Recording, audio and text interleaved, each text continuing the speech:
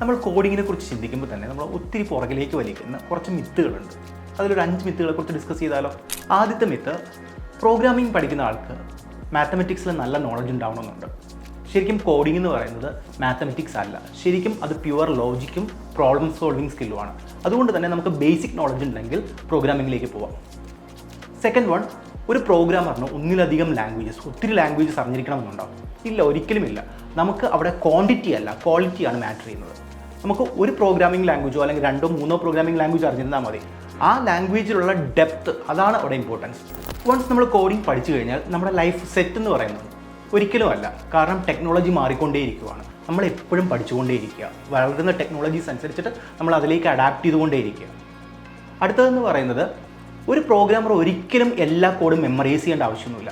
പല ലാംഗ്വേജിൻ്റെ സിൻടാക്സ് ഒന്നും ഡെവലപ്പേഴ്സോ പ്രോഗ്രാംസോ ഓർത്ത് വയ്ക്കാറില്ല. ഇതെല്ലാം നമുക്ക് ഗൂഗിൾ ചെയ്യാം, ഡോക്യുമെൻറ്റ് ചെയ്യാം, അങ്ങനെയുള്ള ഒരുപാട് സോഴ്സസ് നമുക്ക് അവൈലബിൾ ആണ്. അതുകൊണ്ട് തന്നെ ഒരിക്കലും എല്ലാ ലാംഗ്വേജിൻ്റെയും സിൻടാക്സ് അല്ലെങ്കിൽ അതിൻ്റെ ഫങ്ഷണാലിറ്റീസ് എല്ലാ കാര്യങ്ങളും നമ്മൾ ഓർത്ത് വയ്ക്കേണ്ട ആവശ്യമൊന്നുമില്ല. അടുത്തതെന്ന് പറയുന്നത്, കോഡിംഗ് യങ്സ്റ്റേഴ്സിന് മാത്രമുള്ളതാണ്, ഏജ്ഡ് ആൾക്കാർക്ക് ഉള്ളതല്ല. അതും ഒരു തെറ്റിദ്ധാരണയാണ്. ആർക്ക് വേണോ കോഡിംഗ് ഏത് സമയത്ത് വേണോ സ്റ്റാർട്ട് ചെയ്യാം.